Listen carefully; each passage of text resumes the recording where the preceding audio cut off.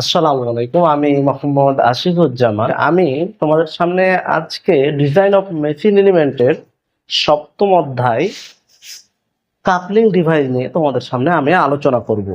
তো এই ক্লাসটি স্টার্ট করার পূর্বে আমি কিছু ডিরেকশন দিয়ে দিতে চাই। সেটি হলো যে তোমরা অবশ্যই এই ক্লাসটি করার আগে এর আগে যতগুলো ক্লাস নেওয়া হয়েছে ডিজাইন অফ মেশিন এলিমেন্ট বইয়ের, অবশ্যই সেই ক্লাসগুলো তোমরা করে আসবা। এক দুই নাম্বার কথা হলো, ওই ক্লাসগুলোতে অনেকগুলো ইউনিট কনভার্সন তোমাদেরকে শেখানো হয়েছে। তোমরা যদি ইউনিট কনভার্সনে কোনো পূর্বের ক্লাসে যদি কোনোভাবে কোনো গ্যাপ দিয়ে আসো, অবশ্যই সেটা করে আসবা, না হলে আজকের এই ক্লাসটি তোমরা বুঝতে পারবা না। আর আরেকটা বিষয় সেটি হলো যে আমি প্রথমে এই ক্লাসে কিছু থিওরি নিয়ে আলোচনা করব, এরপরে আমি তোমাদেরকে বোর্ডে আমি কিছু ম্যাথ করিয়ে দেব।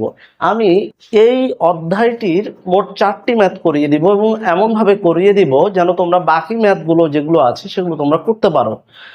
আর আরেকটা বিষয় সেটি হলো যে তোমরা অবশ্যই আমার করিয়ে দেওয়ার ম্যাথগুলো করার পরে, মানে রুমে যখন প্র্যাকটিস করবা, আমি যে ম্যাথগুলো করিয়ে দিয়েছি সেগুলো আগে কয়েকবার প্র্যাকটিস করবা। আমি যে সূত্রগুলো লিখে দিয়েছি সেই সূত্রগুলো ভালোভাবে খাতায় নোট ডাউন করবা।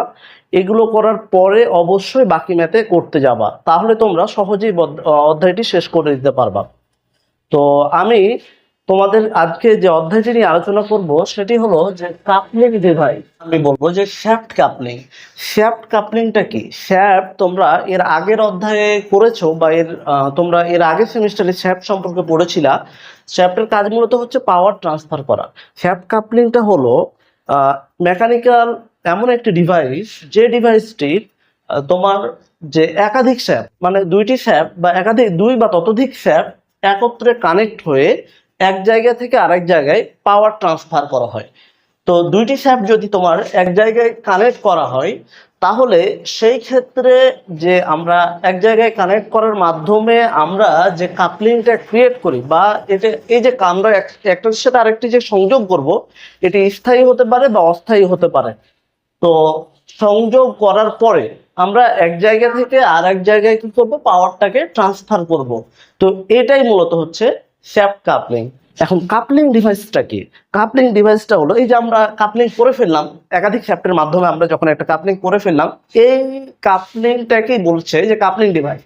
আর কাপলিং এর উদ্দেশ্য, আমরা কেন কাপলিং করব? কাপলিং করব মূলত এক জায়গা থেকে, আমি এটা একটু আগেই বললাম, সেটা হলো এক জায়গা থেকে আরেক জায়গায় শক্তি স্থানান্তরের জন্য। দুই নাম্বার কথা হলো যে বিভিন্ন গতি সংযোগ করার জন্য, অর্থাৎ একটি শ্যাফটের গতি আরেকটি শ্যাফটে নিয়ে যাওয়ার জন্য আমরা এটা করতে পারি। তিন নম্বর যেটা আছে সেটা হলো যে অ্যালাইনমেন্ট ত্রুটি সংশোধন। অ্যালাইনমেন্ট ত্রুটি শোধন, সেটি হলো যে তোমার আমরা অনেক সময় যখন কাপলিং করি দুইটি শ্যাফট, মনে করো যে এটা একটা শ্যাফট, এটা একটা শ্যাফট, বা আমি এভাবে দেখাচ্ছি যে এইটা একটা শ্যাফট, এইটা একটা শ্যাফট, আমরা যখন একটা আরেকটির সাথে কানেক্ট করতে যাব তখন অনেক সময় কিন্তু কানেক্ট হয় না। কানেক্ট এই যে কানেক্ট হয় না, এই ত্রুটিটা আমাদের শোধন করার জন্য তোমার শ্যাফট কাপলিং মতো করা হয়। এখন কাপলিং অনেক রকমের আছে। আমি আজকের আজকের ক্লাসে মূলত আলোচনা হবে দুই প্রকার কাপলিং নিয়ে, খুব গুরুত্বপূর্ণ দুটি কাপলিং। এই দুটি কাপলিং করলেই তোমাদের এই অধ্যায় সম্পর্কে একটা মোটামুটি একটা ভালো একটা কনসেপ্ট চলে আসবে। সেটি হলো এক নাম্বার হলো যে তোমার ফ্লাঞ্জ কাপলিং, আর একটা কাপলিং আছে সেটা হলো যে ইউনিভার্সাল কাপলিং। এই দুটি কাপলিং নিয়ে আমি মূলত আজকে সবচাইতে বেশি কথা বলবো। এবং তো এই দুটি কাপলিং শুরু করার পূর্বে আমি বলি একটু, কাপলিং এর প্রকারভেদ কিন্তু অনেক রকমের আছে। শুধুমাত্র যে ফ্লাঞ্জ কাপলিং এবং ইউনিভার্সাল কাপলিং আছে বিষয়টা এমন না। আমি মূলত ফ্লাঞ্জ এবং ইউনিভার্সাল কাপলিং এর মাধ্যমে তোমাদের এই অধ্যায়টি শেষ করে দেওয়ার চেষ্টা করব। তোমার দেখো কাপলিং আছে স্লিপ অথবা মাস কাপলিং, ক্লাম্প বা কম্প্রেশন কাপলিং, আরেকটা হচ্ছে ফ্লাঞ্জ কাপলিং। তো ফ্লাঞ্জ কাপলিং নিয়ে আমি তোমাদের সামনে একটু ডিটেলস আলোচনা করব। ফ্লাঞ্জ কাপলিং এর একটা ফিগার আছে, সেই ফিগারটি আমি তোমাদেরকে স্ক্রিনে দেখিয়ে দেওয়ার চেষ্টা করব এবং স্ক্রিনে দেখিয়ে দিয়ে আমি তোমাদেরকে একটু তোমাদেরকে এই জিনিসটা ফ্লাঞ্জ কাপলিংটা বোঝাবো। এবং ইউনিভার্সাল কাপলিংটা আমি যখন ম্যাথ করব তখন আমি তোমাদেরকে ইউনিভার্সাল কাপলিংটা তোমাদেরকে বোঝাবো। তো ফ্লাঞ্জ কাপলিং এর আমি আর কথা না বাড়িয়ে আমি একবারে ফ্লাঞ্জ কাপলিং এর যে তোমার ফিগারটি আছে এটার একটু আমি তোমাদেরকে বর্ণনা দিয়ে দিচ্ছি। তোমরা স্ক্রিনে ফ্লাঞ্জ কাপলিং এর একটা ফিগার দেখতে পাচ্ছ। এই যে ফিগারটি আছে, এই ফিগারটি মূলত তোমাদের বই হচ্ছে দিয়ে দেওয়া আছে। তারপরও আমি এখানে একটু স্পষ্টভাবে দেখানোর চেষ্টা করছি। সেটা হলো যে ফ্লাঞ্জ কাপলিং এ এই ধরনের ফ্লাঞ্জ কাপলিং এ দেখো, ফ্লাঞ্জ কাপলিং এর উপরের প্রান্তে, এই যে উপরের প্রান্তে দুইটি তোমার কাস্ট আয়রনের ফ্লাঞ্জ থাকে। এই যে কাস্ট আয়রন তোমার এই যে হ্যাশট্যাগ দিয়ে দেওয়া আছে আর কি, আমি এটা তোমাদেরকে দেখাচ্ছি। দেখো, হ্যাঁ, তোমার হচ্ছে দুইটি ফ্লাঞ্জ থাকে, তারপরে যে একটা ডট ফোঁটা দিয়ে তোমার ফ্লাঞ্জ দেখানো আছে। তোমার একটি ফ্লাঞ্জের ফেসে কিছুটা উঁচু অংশ থাকে এবং অপর ফ্লাঞ্জের অনুরূপ খাদ থাকে। অর্থাৎ তোমার এই যে ফ্লাঞ্জ কাপলিং এর ক্ষেত্রে একটা ফেসে তোমার কিছুটা উঁচু থাকে এবং অপরটার ফেসে কিছুটা নিচু থাকে, যেন একটা আর একটার সাথে কি ওই খাঁজে খাঁজে সহজে মিলে যায়। তো এই যে শ্যাফট সমূহ যেন একই রেখায় যেন আমরা সহজে কানেক্ট করে নিতে পারি। আমি একটু আগে যে কথাটি বললাম, দুটি ফ্লাঞ্জকে অতঃপর একই অক্ষ বরাবর ছিদ্রের মধ্য দিয়ে নির্দিষ্ট সংখ্যক বোল্ট এবং নাটের মধ্যে দিয়ে জুড়ে দেওয়া হয়। এখন ফ্লাঞ্জ কাপলিংটা সাধারণত ব্যবহার করা হয় হেভি লোডে, এই ধরনের কাপলিংটা বেশি আর কি ব্যবহৃত হয়। এছাড়াও বৃহদাকার শ্যাফটিং এ এই প্রকার কাপলিং ব্যবহার করা হয়। ফ্লাঞ্জ কাপলিং আবার তিন প্রকারের রয়েছে। ফ্লাঞ্জ কাপলিং আছে তোমার তিন প্রকারের। তো ফ্লাঞ্জ কাপলিং এর ক্ষেত্রে দেখো, এখানে দৈর্ঘ্য দেওয়া আছে সর্বনিচে দেখো L = 1.5D, মানে হচ্ছে এটার যদি আমি দৈর্ঘ্যটা বের করতে চাই 1.5D, মানে দেখো দুইটারই কিন্তু একই মাপ দেওয়া আছে। এটা TF, মানে হচ্ছে ফ্লাঞ্জ কাপলিং এর যে হচ্ছে তোমার ফ্লাঞ্জের যে পুরুত্ব, তারপরে এখানকার ডিওন, মানে এইগুলো আমি যখন ম্যাথ করাবো তখন বিষয়টা তোমাদের আরো সুন্দরভাবে তোমাদের ক্লিয়ার হয়ে যাবে। এই ছিল আমাদের ফ্লাঞ্জ কাপলিং নিয়ে তোমার সংক্ষিপ্ত আলোচনা। তো এই ছিল আমাদের সংক্ষিপ্ত থিওরি আলোচনা। এবার আমি ম্যাথের কিছু গুরুত্বপূর্ণ সূত্র লিখেছি, আমি এর আগে বলেছি, পুনরায় বলছি। সেটি হলো যে এই সূত্রগুলো তোমরা কি করবা, আগে প্রপারলি খুব সুন্দর খাতায় লিখবা, খাতায় প্র্যাকটিস করবা, একটু বুঝে বুঝে লিখবা, এরপরে তোমরা ম্যাথ করতে যাবা। এতে করে তোমাদের ম্যাথ করার সময় কোনো প্রবলেম হবে না, আশা করা যায়। তো আমি দেখো দুই টাইপের সূত্র লিখেছি, মানে দুইটা সূত্র যেগুলো আছে সেগুলো আমি দুই ভাগে ভাগ করেছি, টাইপ 1 আর একটা সূত্র। টাইপ 1 এ দেখো চাবি শেয়ারিং ব্যর্থতা বিবেচনা করে টর্ক নির্ণয় হচ্ছে আমি সূত্র লিখেছিলাম। এখানে সমীকরণ F F B L into R, এখানে টর্ক সমান এফ এফ বলতে হচ্ছে শিয়ার স্ট্রেস, তারপরে বি বলতে হচ্ছে চাবির কতটুকু যে চওড়া, চাবির যে চওড়াটা সেটা, এল হচ্ছে চাবির দৈর্ঘ্য, আর আর আর হচ্ছে তোমার ব্যাসার্ধ, আর হচ্ছে তোমার ব্যাসার্ধ। এখন ব্যাসার্ধ কোন জায়গায় ব্যাসার্ধ, আমরা এই জায়গাতে ব্যাসার্ধ কনসিডার করবো, আমরা শ্যাফটের যে ডায়ামিটার ক্যালকুলেশন করে বের করবো, ওই শ্যাফটের ডায়ামিটারটা আমরা এই জায়গাতে শ্যাফটের ডায়ামিটার থেকে আমরা ব্যাসার্ধটা নিব। এরপরে দেখো চাবি আমরা শেয়ারিং ব্যর্থতা বিবেচনা করে আমরা টর্ক নির্ণয় করব। এখন শেয়ারিং মানে হচ্ছে চাবিটা হচ্ছে কেটে যাওয়া। এখন চাবি ক্রাশিং ব্যর্থতা বিবেচনা করে, এখন চাবি ক্রাশিং ব্যর্থতা কখন হবে, যখন ওই জায়গাতে কম্প্রেসিভ স্ট্রেস উৎপন্ন হবে। কম্প্রেসিভ স্ট্রেস, তাহলে এখানে আমি টর্ক সমান লিখেছি T equal to AC into T divided by 2 into L into আর।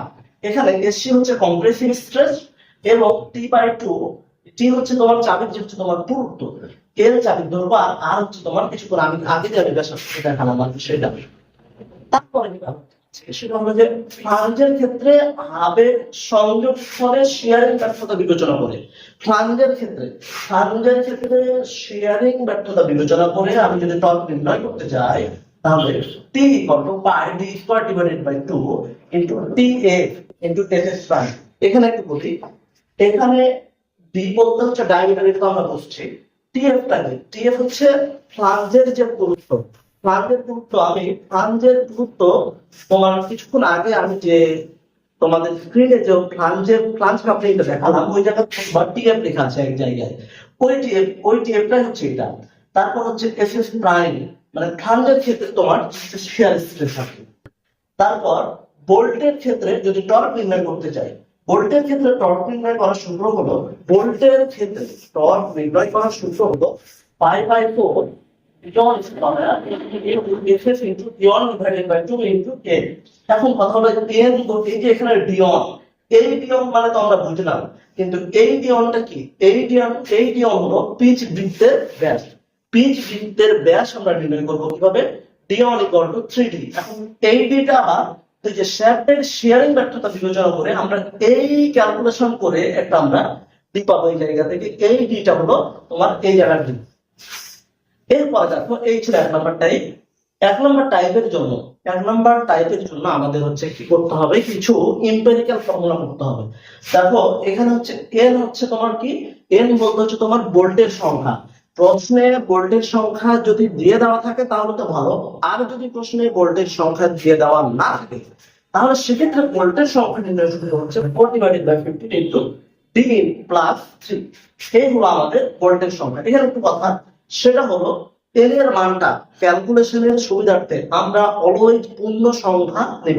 মানে মনে করো যে কোনো কারণে ক্যালকুলেশন করার পরে এন এর মান চলে আসছে 5.02, তাহলে সেই ক্ষেত্রে আমার দেখো 5 তার মানে অনেক অল্প একটু গেছে, তাহলে দেখো আমরা এখানে আমরা কি করবো, এন এর মান হচ্ছে নিয়ে নিব 5। আচ্ছা এন এর মানটা মনে করো এন ইকুয়াল টু আসছে 5.333 তারপর সামথিং। তার মানে ওই সময় দেখো 5 এর পর দশমিকের পরে কিন্তু জিরো নাই, একটা সংখ্যা আছে, তাহলে একটা বড় সংখ্যা মানে আমি এই জায়গাতে পূর্ণ সংখ্যা করে নিব, এই সময় হচ্ছে n ইকুয়াল টু 6 করে নিব। ঠিক আছে, এইবার আছে চাবির পুরুত্ব। চাবির পুরুত্ব এবং চাবির দৈর্ঘ্য। চাবির দৈর্ঘ্য n equal to 1.57 into D. এই ডিটা আমি কিছুক্ষণ আগে বলেছিলাম, আমি এই সূত্রটা টাইপ 2 এ আলোচনা করার আগে বলছি, তার কারণ এই সূত্রটা তোমরা অনেকবার ইতিপূর্বে করে আসছো। এইখান থেকে যে ডিটা বের হবে এটা হলো সেই ডি। চাবির পুরুত্ব, চাবির পুরুত্ব নির্ণয় সূত্র টি ইকুয়াল টু 2/3 ইনটু বি। এখন এই বিটা কি, এই বিটা হলো চাবির যে হচ্ছে তোমার কি প্রস্থ। এবং টাইপ 2 এ আমি দুইটা হচ্ছে সূত্র লিখেছি, মূলত ইউনিভার্সাল কাপলিং। টাইপ 2 টা হচ্ছে ইউনিভার্সাল কাপলিং এর ক্ষেত্রে শ্যাফটের শেয়ারিং ব্যর্থতা বিবেচনা করে আমরা এই সূত্রটা অনেকবার এর আগে দেখেছি। Shear stress equal to 16t divided by pi d cube. তাহলে এখানে আমরা এটাকে আরেকটু যদি সাজিয়ে দেখি তাহলে এখানে সূত্রটি এইরকম দাঁড়ায়, টর্ক টি ইকুয়াল টু লিখা যায় SS into pi d cube divided by 16। তাহলে টর্ক টি ইকুয়াল টু আমরা এতটুকু লিখতে পারি। তারপর দেখো পিনের শেয়ারিং এর ক্ষেত্রে তোমার পিনের যদি দুই জায়গাতে যদি শেয়ারিং ঘটে তাহলে সেই জায়গাতে 2 দ্বারা গুণ দিতে হবে।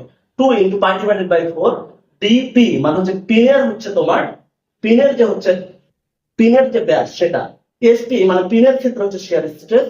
আর এইখানে যে ডিটা বের করবো আমরা, এখানে শ্যাফটের যে ব্যাস আছে সেই নিয়ে আমরা শ্যাফটের ব্যাসের যে ডিটা পাবো সেটাই হলো এই ডি। দেখো প্রথমেই যে অঙ্কটা তোমরা স্ক্রিনে দেখতে পাচ্ছ সেই অঙ্কটি হলো, আমি টাইম ভিডিও লেন্থের ডিউরেশনটা একটু কমানোর জন্য আমি ডাটা কিভাবে আমি আগে কেটে দিয়েছি। সেটা হলো যে দেয়া আছে একটি ইউনিভার্সাল কাপলিং এর সাহায্যে দুটি মাইল্ড স্টিলের শ্যাফটকে জোড়া দেওয়া হয়েছে। দুটি মাইল্ড স্টিলের কারণ হচ্ছে শ্যাফটের সংখ্যা কিন্তু দুটি, আমি প্রথমেই বলেছিলাম দুটি শ্যাফট বা একাধিক শ্যাফট থাকতে পারে।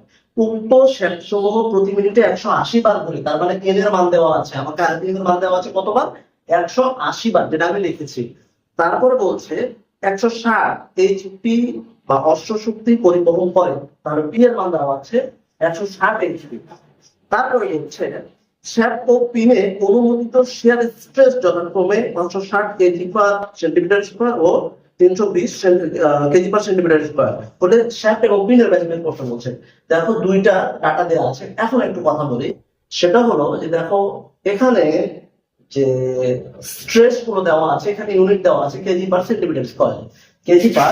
সেন্টিমিটার স্কয়ারে দেওয়া আছে।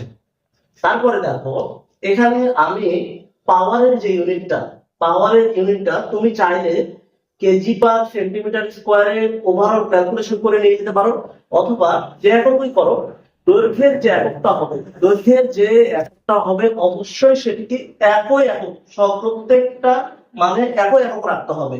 ইতিপূর্বে তোমাদের ইউনিট কনভার্সনের ক্লাসগুলো যদি তোমরা দেখে থাকো তাহলে এটা নিয়ে আশা করি কোনো ঝামেলা হওয়ার কথা না। দেখো এর মান দেওয়া আছে 180 আরপিএম, তার মানে রেগুলেশন পার মিনিট, প্রতি মিনিটের ঘূর্ণন সংখ্যা। তার মানে আমরা এই যে পি এর যে মানটা আমরা এই মানটাকে কি করব, ওই কেজি পার মিনিটে আমি নিয়ে যাব। তাহলে পি ইকুয়াল টু লেখা যায় 160 ইনটু 1 ইনটু সমান 4500 KG metre per minute.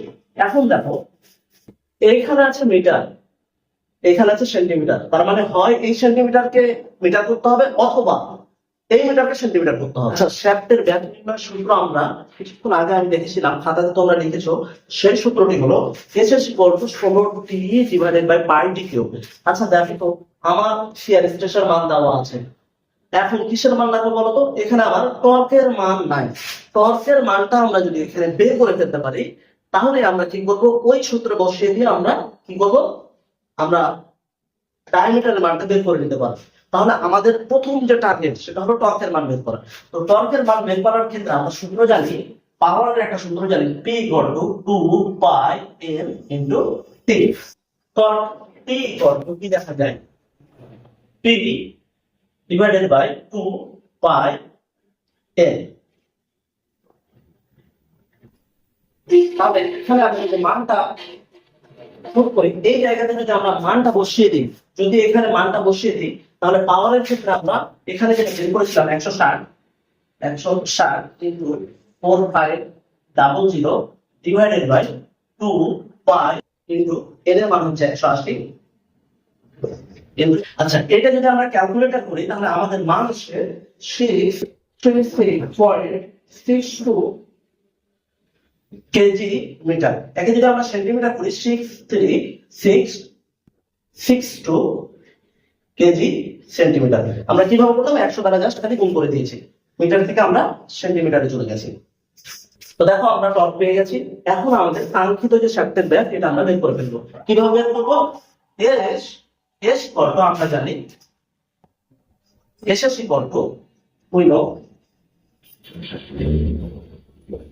16t divided by pi d cube. আমরা এই ডিটা যদি এখানে নিয়ে আসি, তাহলে 2 যদি আমি বড় করে করি, সেটা হলো 16t পাই ইনটু এস। তাহলে এই জায়গাতে যদি আমরা মানগুলো বসাই, 16 ইনটু টর্কের যে মানটা পেয়েছিলাম, ঠিক এই এখানে যে মানটা পেয়েছিলাম 63662 ডিভাইডেড বাই পাই। পায়ের মান তো আমরা জানি, কিন্তু শিয়ার স্ট্রেসের মান কত দিয়েছিল? 560। এইখান থেকে ক্যালকুলেশন করার পরে আমাদের একটা ডায়ামিটারের মান আসবে। সেই ক্যালকুলেশন করলে আমাদের যে মানটা আসবে সেটা হলো 8.33। এখন ইউনিটটা কি হবে বলতো? অবশ্যই ইউনিটটা এখন হবে সেন্টিমিটার। এটা আমাদের একটা কাঙ্ক্ষিত। অঙ্কটা তো সহজ ছিল। তোমরা যদি এইটুকু বুঝে থাকো, তাহলে এই ম্যাথের পরবর্তী যে পার্টটুকু আছে পিনের ব্যাস নির্ণয়, আমরা সেই দিকে যাব। পিনের ব্যাস নির্ণয়ের ক্ষেত্রে আমি একটা সূত্র লিখে দিয়েছিলাম, T ইকুয়াল টু 2 যদি ডাবল পিন হয়, কারণ প্রশ্নে আমরা দেখেছিলাম কি শ্যাফট আছে কয়টা? 2টা শ্যাফট আছে। সুতরাং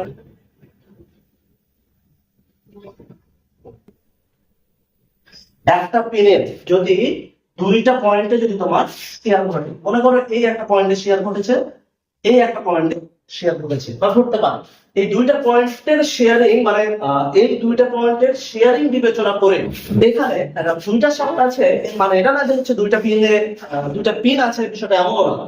কাহিনীটা হলো যে একটা পিন, 2টা শ্যাফটকে যখন একটা পিন দ্বারা আটকানো আছে, সেই পিনের 2 জায়গায় যখন শেয়ার হচ্ছে, তখন আমরা 2 লিখছি। বিষয়টা এমন। তারপরে দেখো pi by 4 into DP square, মানে পিনের যে হচ্ছে ব্যাস, আমরা এই ব্যাসটাই নির্ণয় করব। এফপি মানে হচ্ছে পিনের যে শেয়ার স্ট্রেস যেটা দেওয়া আছে ইনটু ডি। ডি এর মানটা আমরা শ্যাফটের যে ডায়ামিটার কিছুক্ষণ আগে আমরা বের করেছিলাম ক্যালকুলেশন সেন্টিমিটার ইউনিটে। তাহলে এখানে আমরা যদি মান বসিয়ে দিই, টর্কের মান তো আমরা প্রথমেই বের করেছিলাম। টর্কের যে মানটা বের করেছিলাম সেটা হলো 63662। 63662 equal to 2 into pi divided by 4 into d p square into sp। sp এর মান কত? 320 into d 8.33। তাহলে এই টোটালটা যদি আমি ক্যালকুলেশন করি, তাহলে dp মানে পিনের যে ব্যাস আসবে সেটি হলো 3.9 সেন্টিমিটার। এটা আমাদের কাঙ্ক্ষিত উত্তর। তো তোমরা যদি এই ম্যাথটুকু বুঝে থাকো, ম্যাথের এই পার্টটুকু যদি তোমরা বুঝে থাকো, তাহলে আমি পরবর্তী ম্যাথে চলে যাব। এবং পরবর্তী ম্যাথ তোমরা স্ক্রিনে দেখতে পাচ্ছ। পরবর্তী ম্যাথে তোমার দেখো দেওয়া আছে একটি ফ্লাশ কাপলিং এর হাবের ব্যাস 14 সেন্টিমিটার। এই যে ডি এর মান দেওয়া আছে 14 সেন্টিমিটার এবং তারপরে লেখা আছে এটি 60 কেজিমিটার টর্ক পরিবহন করে। এখানে তোমার 60 না, এখানে 600, এখানে আমার ভুল আছে, 600 কেজিমিটার টর্ক পরিবহন করে। তারপর শিয়ার স্ট্রেসের মান দেওয়া আছে 75 কেজি পার সেন্টিমিটার স্কয়ার। ফ্লাঞ্জের যে গুরুত্ব, ফ্লাঞ্জের যে গুরুত্ব, ওই সূত্রটা আমাদের কি করতে হবে, বের করতে হবে। তো ফ্লাঞ্জের গুরুত্ব যদি বের করতে চাই, দেখো আমরা একটু আগে প্রথমেই কি করব, আমরা ইউনিট গুলো খেয়াল করে দেবো। ইউনিটে দেখো দেওয়া আছে এখানে টর্কের এককে আছে মিটার, ডায়ামিটারের এককে সেন্টিমিটার, শিয়ার স্ট্রেসের এককে সেন্টিমিটার। তাহলে আমরা এটাকে যদি আমরা সেন্টিমিটার করে নিই, কেজি সেন্টিমিটার করে নিই, মানে তাহলে আমরা কিন্তু সবগুলো একই এককে চলে যাবে, কেজি, তারপরে কি 100 দ্বারা যদি গুণ করি তাহলে আমাদের সেন্টিমিটার হয়ে যায়। তাহলে দেখো সবগুলো এক হয়ে গেল। তাহলে আমরা মোটামুটি ইউনিটের আর কোনো ঝামেলা নেই। এবার আমরা সূত্রে চলে যাবো। আমি একটু আগে একটা তোমাদের সূত্র লিখে দিয়েছিলাম, সেটি হলো T equal to pi T এর SS into D square divided by 4। এখানে তোমার ফ্লাঞ্জের ক্ষেত্রে শেয়ারিং বিবেচনায় যে টর্ক নিউটনের সূত্রটা আমি লিখেছিলাম, ওইটা আমি মূলত এখানে লিখেছি। তাহলে এখানে দেখো আমাদের টর্কের মান দেওয়া আছে, তারপরে এসএস এর মান দেওয়া আছে, ডি এর মান দেওয়া আছে। শুধুমাত্র আমরা টিএফ টা বের করব। টিএফ টা বের করলে আমাদের মূলত আমাদের কাঙ্ক্ষিত অ্যানসারে চলে যাব। তাহলে টিএফ যদি আমরা বের করি, TF equal to T divided by T into 4, এই 4 এদিকে চলে আসে, তারপরে pi SS prime into D square. তাহলে টি ইনটু 4 টি এর যে মানটা দেওয়া আছে সেটা হলো 600 আমি লিখে দিব into 4 divided by 5 into S prime. S prime মানে হচ্ছে 75 ইনটু টি স্কয়ার মানে 14 এর উপরে স্কয়ার। এটা যদি আমরা ক্যালকুলেটর করি তাহলে আমাদের অ্যানসার আসে 2.6। তাহলে এটা আমাদের ইউনিটটা কোন এককে আসবে বলতো? আমাদের অবশ্যই ইউনিটটা সেন্টিমিটারে, এটাই আমাদের কাঙ্ক্ষিত উত্তর। দেখো আমরা পরবর্তী ম্যাথে চলে আসছি। পরবর্তী ম্যাথটি প্রশ্নে যা কিছু দেওয়া আছে দেখো, একটি স্ট্র্যাপ 105 আরপিএম, এগুলো 440 এইচপি মানে পাওয়ারের মান দেওয়া আছে 440 এইচপি। এটাকে আমি কেজি মিটার পার মিনিটে নিয়ে নিয়েছি 4500 দ্বারা গুণ করে। তারপরে দেওয়া আছে ঘুরে কাপলিং এর 6টি বোল্টের সংখ্যা দেওয়া আছে, বোল্টের সংখ্যা দেওয়া আছে 6টি, এবং কাপলিং এর ক্ষেত্রে যে একটা স্ট্রেস দেওয়া আছে সেটা হলো 200 কেজি পার সেন্টিমিটার স্কয়ার। এখানে আরেকটা বিষয় দেওয়া আছে, ভোল্টের ক্ষেত্রে একটা স্ট্রেস দেওয়া আছে 600 কেজি পার সেন্টিমিটার স্কয়ার। আমাদের কাছে দুটো জিনিস জানতে চাইছি। এক নাম্বার বিষয় হলো যে ভোল্টের ব্যাস, 2 নাম্বার হলো ফ্লাঞ্জের গুরুত্ব। ভোল্টের ব্যাস আমাদের কাছে জানতে চেয়েছে এবং আর ফ্লাঞ্জের গুরুত্ব আমাদের কাছে জানতে চেয়েছে।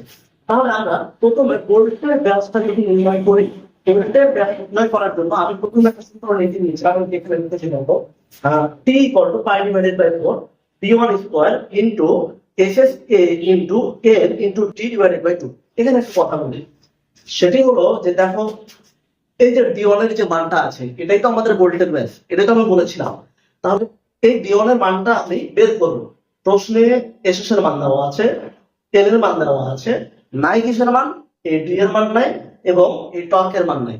তাহলে ডি এবং টি এর মান বের করার জন্য আমরা উপরে ডাটা আগে আমরা দেখে নেব যে কোন জায়গা থেকে ডি এবং টি বের করা যায় কিনা। তাহলে টর্কের মান এবং ডি এর মান আমরা বের করব।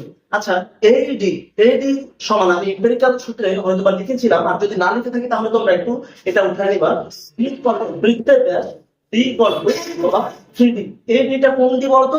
শ্যাফটের যে ব্যাস সেই ব্যাসটা হলো এডি। তাহলে আমরা আগে তার মানে আমরা কি করতে হবে, শ্যাফটের ব্যাসটা বের করতে হবে এবং শ্যাফটের ক্ষেত্রে যে একটা টর্ক আছে ওই টর্কটা আমাকে বের করে নিতে হবে। তাহলে ওই টর্ক যদি আমরা বের করতে চাই তাহলে আমরা জানি পাওয়ার কিন্তু আমাদের দিয়ে দেওয়া আছে। তাহলে আমরা জানি we know P equal to 2 pi n into t। তাহলে আমি এখানে P এর মান কত দেওয়া আছে, 440 into 4500 equal to 2 pi into n এর যে মান, n এর মান দেওয়া আছে 105 into t। আমরা t এর মানটাই মূলত বের করব।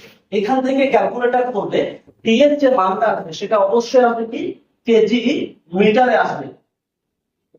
তার কারণ আমরা কি করেছিলাম, এখানে পাওয়ারের যে মানটা আমরা মিটারে নিয়ে আসছিলাম, তাহলে এটা টর্কের যে মানটা আসবে কেজি মিটারে 3012 3000.1।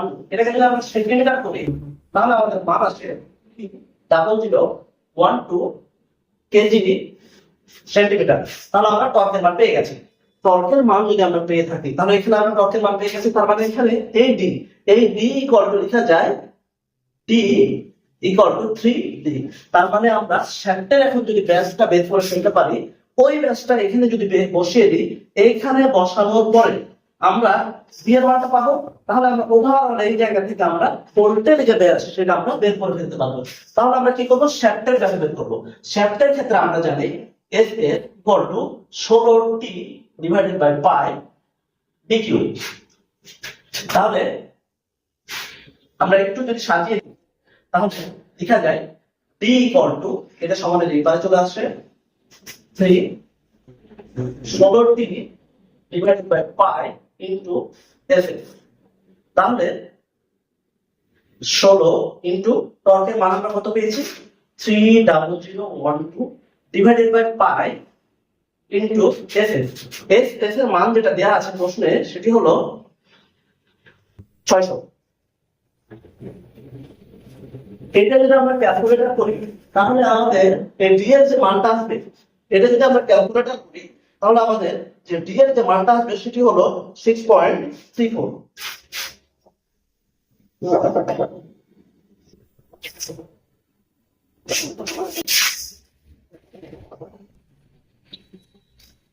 তারপর এইখান থেকে আমরা শ্যাফটের একটা বেস বের করে ফেলেছি, টর্কের আমরা একটা মান বের করে ফেলেছি।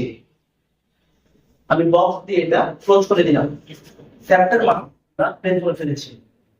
আচ্ছা, সেটি হলো T equal to pi divided by 4 into d1 square into n into n into d divided by 2।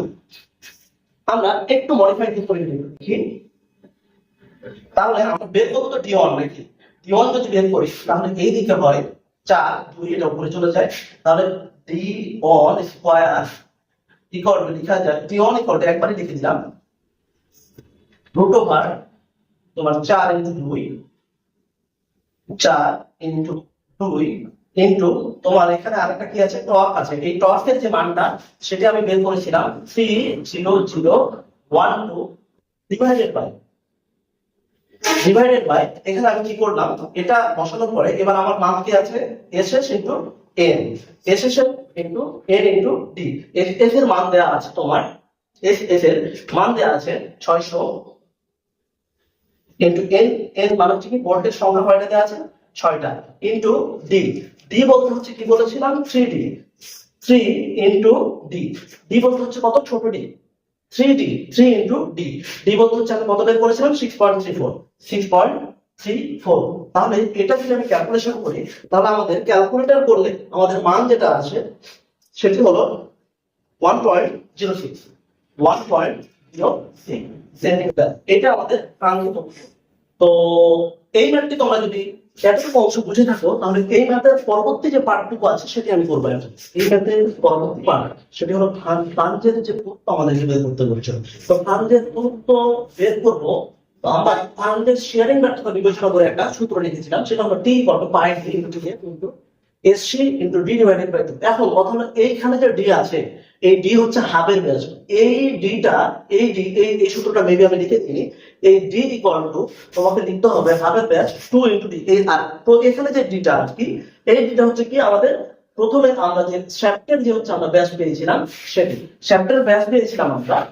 তাহলে আমরা টর্কের মান দেওয়া আছে, তাহলে এই ডি এর মানটা আমরা বের করলাম 2 ইনটু এই ডি এর যে মানটা সেটা হলো 6.34। তারপর ক্যালকুলেশন করার পরে 12.64 আসছে। তাহলে আমরা ওভারঅল সব মান জানি, এখানে বসাই দিলে জাস্ট অ্যানসার হয়ে যাবে। তাহলে আরেকটা যদি সংক্ষেপ করি, t equal to pi into D square, T প্রাঞ্জের দূরত্ব into S ST into SSC divided by 2। এখানে জাস্ট আমরা কি করব, মান বসিয়ে দেব। টি এর মান কত আছে আমাদের এখানে 300 30012 equal to pi into D square, মানে 12.64 এর উপর স্কোয়ার, 12.64 এর উপর স্কোয়ার ইন্টু টি এর, যেটা আমরা বের করবো। তারপর আছে এসএসসি, এসএসসি এর মান দেওয়া আছে 200।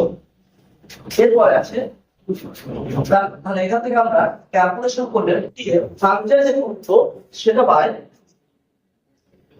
0.6 সেন্টিমিটার। এটি আমাদের কাঙ্ক্ষিত অ্যান্সার।